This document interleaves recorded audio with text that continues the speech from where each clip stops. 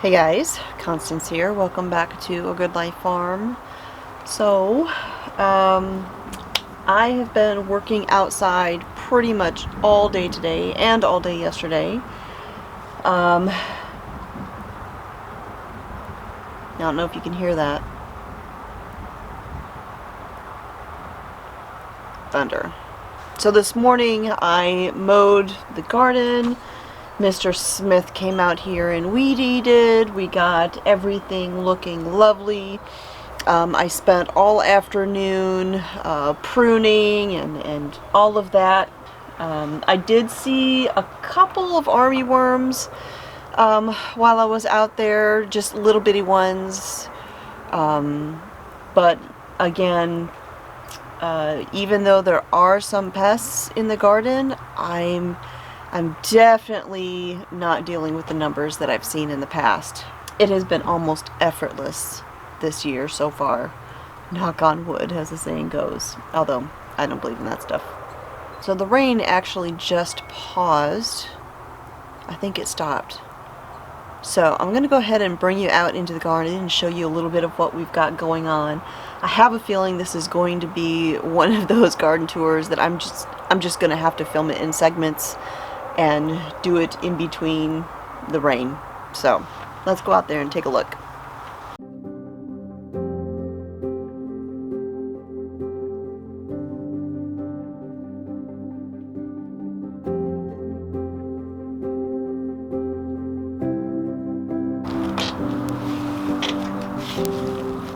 So here you can see I've got lots of gorgeous tomatoes. Look at all these beauties out here. My blue beauty tomatoes, gorgeous and purple. I do have a few more. These are also blue beauties, but as you can see, these don't have much color to them simply because they didn't have a lot of exposure to the sunlight. They were very shaded with a lot of foliage, and now that I have trimmed a lot of it back down here around the bottom, they will start getting more color to them. Let's see, right in here, these are some Dr. Weiss tomatoes. This right here these are the black vernissage, and just look at how many tomatoes I've got in here. Tons and tons of black vernissage. Over on that side, you can see some larger tomatoes that look like the black vernissage, nice and striped. Those are the Berkeley pink tie-dye tomatoes. Now over on this side, the last 2 years I had a little bit of a nightmare with not melon, loofah gourds that had gone crazy and tried to take over everything. And it's beginning to rain again. Let me go back to the porch. I think it's going to be one of those days, one of those tours, but we'll do what we can. So that bed right back there, 2 years ago I planted loofah gourd in it, and I had an arched trellis that connected this bed to the next bed. It grew like crazy. It was beautiful. It was just amazing how much growth it was. At the time, I actually had ducks and Edith the goose who lived out here in this garden, and so it provided shade for them. It was wonderful. However, that is when I discovered that loofah grew like kudzu. It grew like crazy and it tried to take over everything. And so I knew that it wasn't probably all that wise to have planted.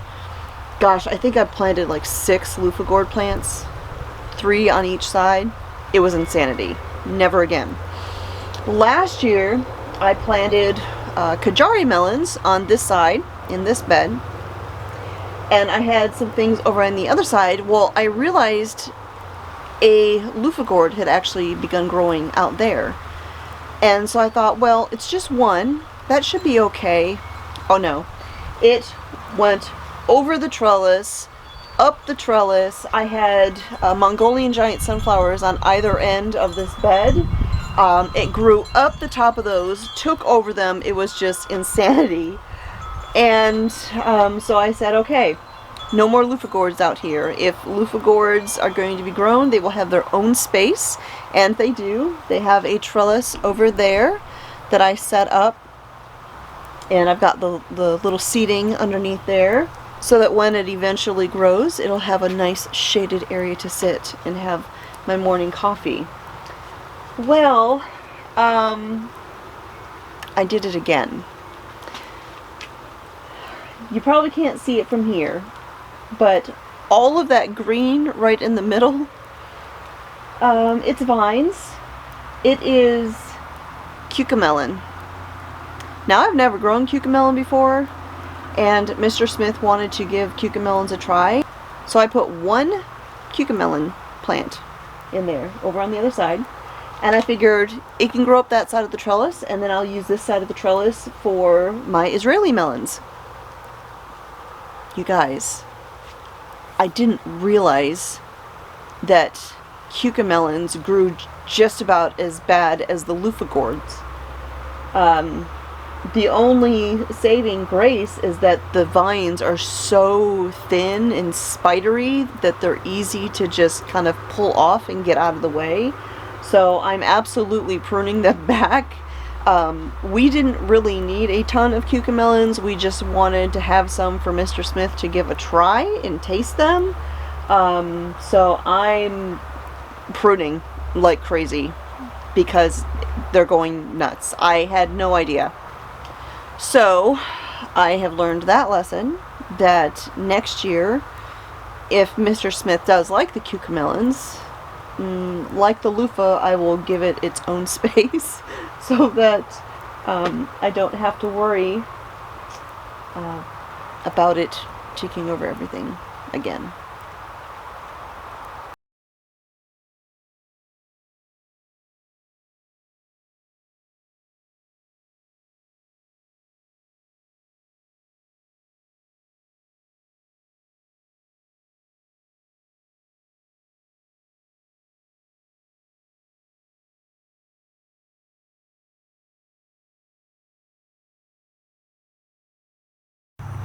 Alright, so we've got another break in the rain, so let's continue the garden tour. Here you can see the Cucumelon vines that are going absolutely crazy that I was telling you about. They're kind of going all over the place, but we do have Cucumelons here and there, little bitty ones. So hopefully we get a few that Mr. Smith can try and see if he actually likes them. Cucumelons are also called Mexican sour gherkins.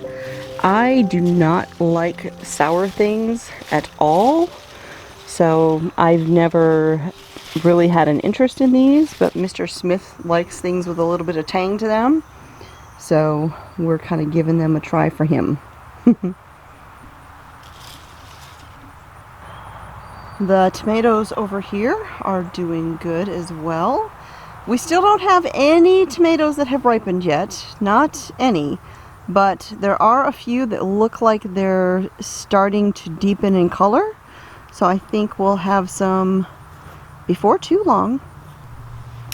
So I mentioned that I had been out here working in the garden today and pruning and general garden maintenance. Did a little bit of feeding with some fertilizer and fish emulsion. With some fish emulsion and some Epsom salt and things like that. And made a few discoveries while I was out here. I found 3 hornworms. One was itty bitty. It was the tiniest one I have ever seen. About a centimeter in size.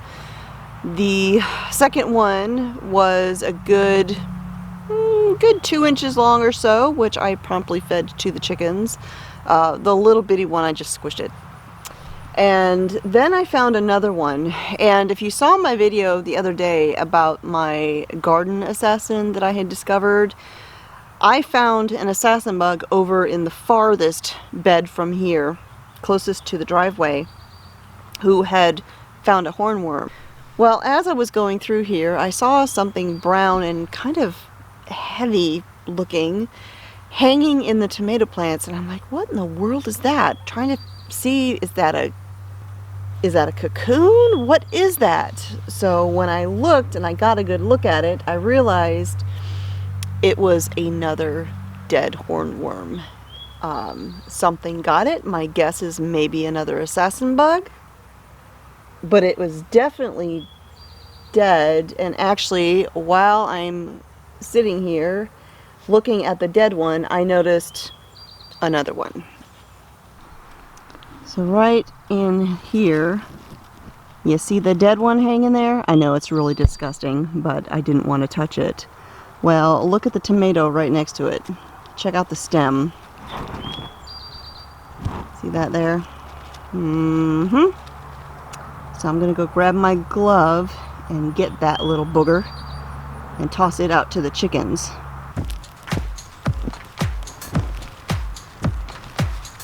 Let go. Oh, these things have grip on them. Look at that. Look at that ugly thing. Ew.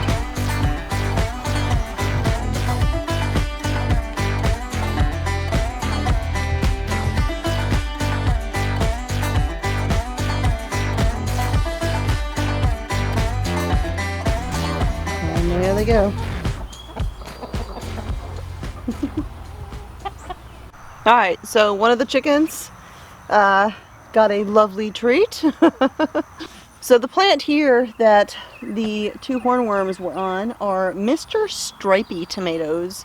I actually tried to grow those once years ago, back when I was still relatively new to gardening, and I didn't have any success, but I didn't have any success with anything that year for the most part. So I'm kind of anxious to give these a try again and see how it goes now that I kind of know what I'm doing a little bit. These right in here are the yellow pear tomatoes, and then this right here is a pineapple tomato, another new variety, as well as those pear tomatoes for me. This one right here is a mortgage lifter tomato. Now, I've not had very good success growing this variety in the past. But the year that I tried to grow them was the year I ended up really, really sick. I had contracted a illness and a freak accident and wasn't really able to do anything in my garden. So this is kind of a second try. I think this plant is a little spindly for my liking, but we'll see how it goes. These down here are Caspian pinks.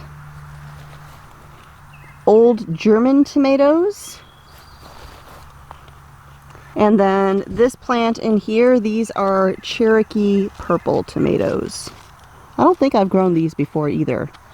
So for the most part, I think that every variety in this bed is new to me, minus the mortgage lifter. So this bed right here is that last bed of tomato plants that I had put in, and I was having that soil issue. I really had zero hope on these plants, but they actually look like they're greening up, and maybe they'll come back after all. Maybe they'll bounce back.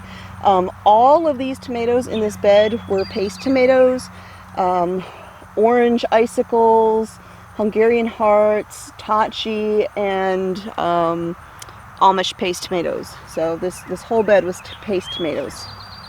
So we'll see how they do. My little loofah gourd plants that were gifted to me are doing pretty well.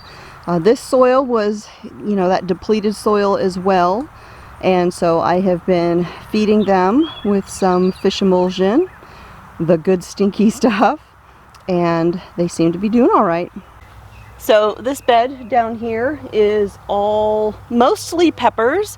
I've got some cosmos there in the middle.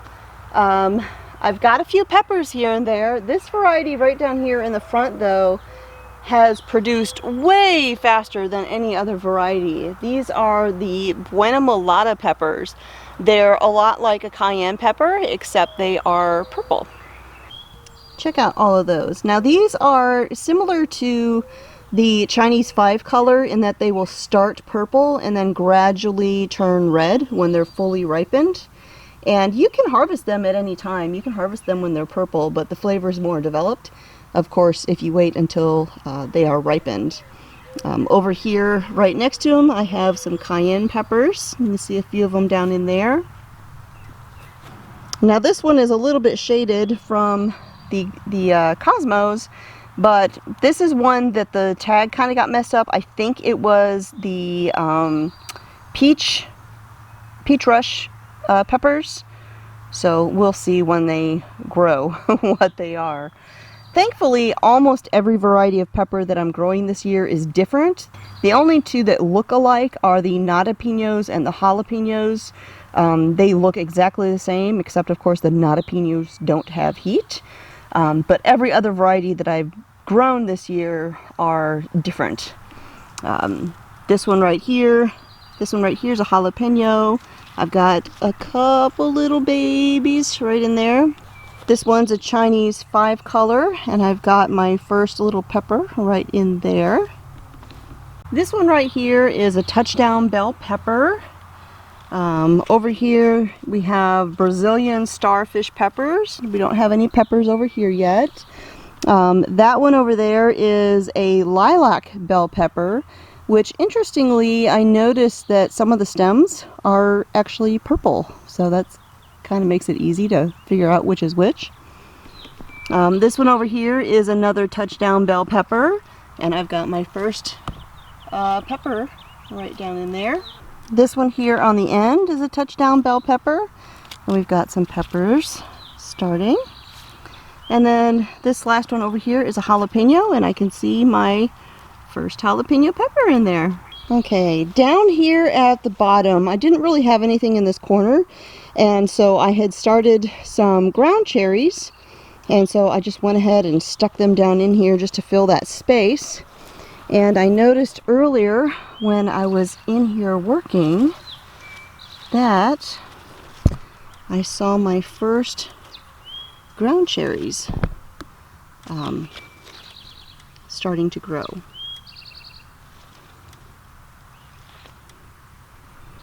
And then this vine right here that's growing up this side of the trellis is the Chinese python beans.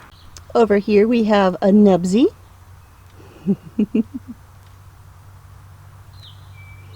Nubsy.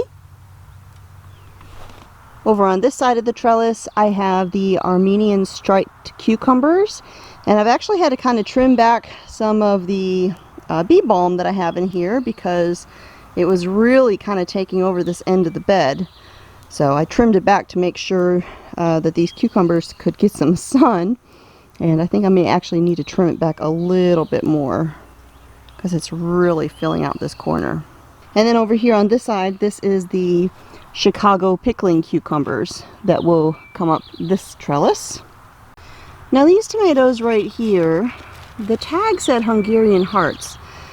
But I don't know if that's actually Hungarian heart. I think the tag may have gotten mixed up because Hungarian hearts come down to a point. That's kind of how they get their name. And I don't see a point on these. This plant is actually looking a lot more like maybe Florida 91s. So I'm kind of thinking that tag got mixed up. Right next to them here, I've got some vernissage, black vernissage tomatoes, and I'm seeing the very first one, they're starting to get an orange color. These were the first tomatoes that I saw out here in the garden this year. So I'm guessing those will be the first ones getting picked. Now I am having one major issue this year, and this is actually something that I had happen last year as well. And I don't know what is causing it. And that is my sage plants. My sage was coming in here just growing beautifully, filling out, looking amazing, and then all of a sudden it just started dying from the middle of the plant, and it's just kind of working its way out. And it being the middle of the plant, it almost makes me think maybe it's some sort of fungus or something along that lines, but I can't identify what the problem is. Now this actually happened to me last year as well. I had the whole end of this bed actually where the sweet alyssum is now was sage, and I had planted that sage, gosh, 2 years prior, and that sage was there all year, all winter, the next summer, the next winter, and then this past spring just started dying. And it did it the same way. I don't know what is causing this. If any of you have any experience with this or insight, I would love to hear what you think the problem is, because this is very disappointing. I told Mr. Smith I needed to harvest everything I could because I don't think these plants are going to survive, and I told him that a couple days ago, and I think that's the case.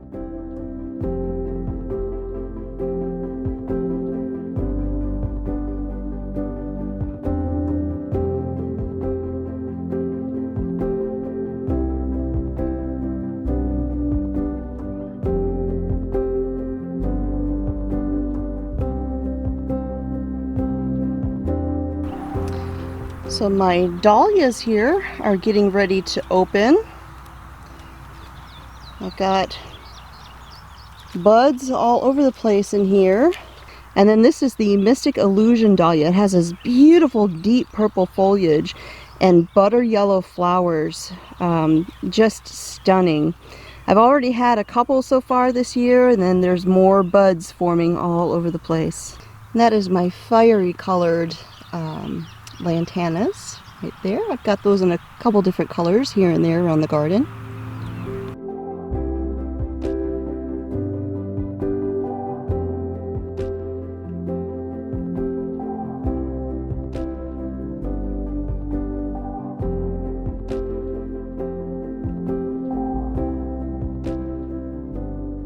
Alright, so that was my raised bed garden that's out front, and now we are out in the no-till garden. This is kind of a little more of a traditional in-ground garden, but of course it's no dig, no till, now that we have established beds. So let's walk through and see how things are doing out here. First of all, my amazing sunflower. This just blows me away. Look at that beauty. I mentioned that I'll be saving seeds from this thing this year, and that is absolutely going to be the case. This is so impressive. So right down in here you can see my okra bed. Lots and lots of okra plants that all came back as volunteers. And I see my first okra down in there as well. And this is all the Alabama red okra, and I got the seeds from, I believe, Baker Creek. So right here on my bean trellis, you may notice that some of these leaves here on the edge are looking a little rough. There's nothing wrong with the plant. It's perfectly healthy. This isn't insect damage. Directly behind you on the ground, I had a pile of wood, old bamboo, debris from the garden from last year that has just been sitting there in a pile since last year. And I decided, since everything was super dry, that I needed to just burn this and get it gone. And after I started it, I realized that probably wasn't the greatest idea. And so I started spraying down my bean trellis with water to keep it cool, because I was afraid it was going to get scorched from the fire over there, and it did. Not too bad. It was just the leaves here on the very edges. Yeah. So that's what's going on over here. But we have officially reached the point where I can come out here every day and pick beans, and you can barely tell that I picked any the very next day.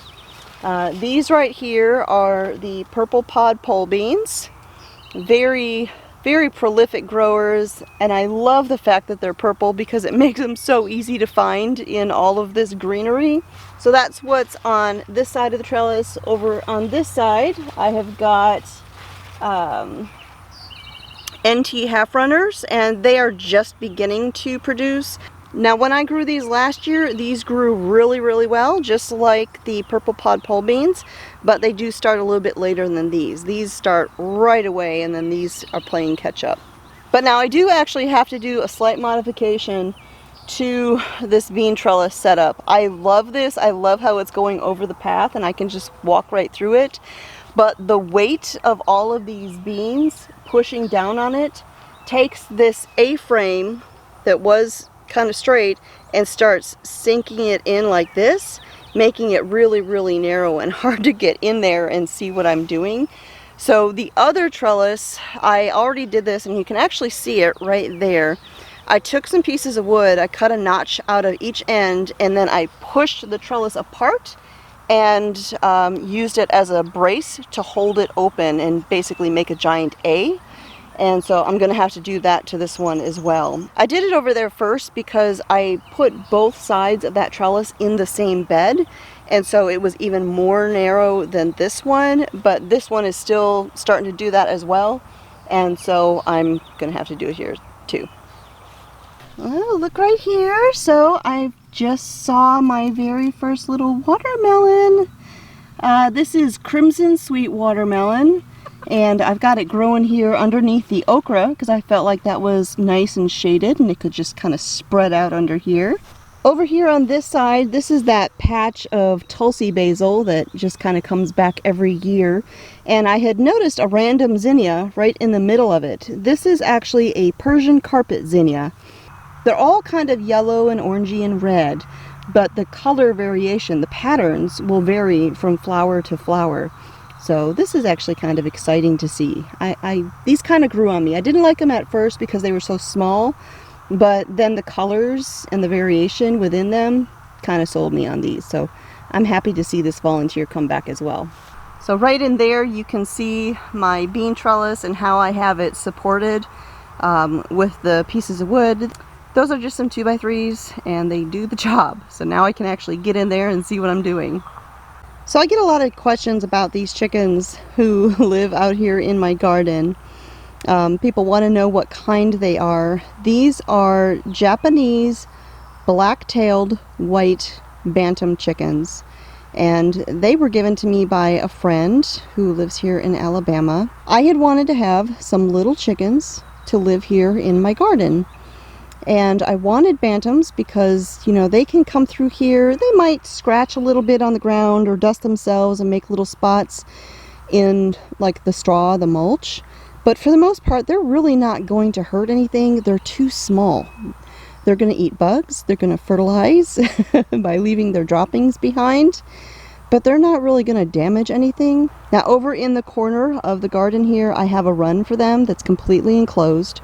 So early in the spring, when I plant everything and I've got little bitty seedlings and I've got, you know, seeds in the ground, of course I don't want them coming in and eating my seeds or anything like that. And so I will keep them contained in their enclosure, in their run. They're not too happy with me, but they get used to the idea, and it's a pretty good sized space. But once the plants get established, I do let them out. And they get to roam the garden and do all the things that chickens love to do. So we have the 3 little hens, and the little rooster's name is Rupert. Rupert the rooster. My Beauregard sweet potatoes are spreading out and just going crazy over here. And right down there by Rupert and his lady friend, you can see my Cucu chrysanthemum melon plants. They will go up that trellis as they grow. And then right over there is another patch of sweet potatoes. Those are my purple sweet potatoes. So we will see how they do. This bed right down here is that other one that I had put in with the really bad soil. I still have not heard back yet from the extension office on the soil test. The test that I was having done takes a few weeks to get the results back.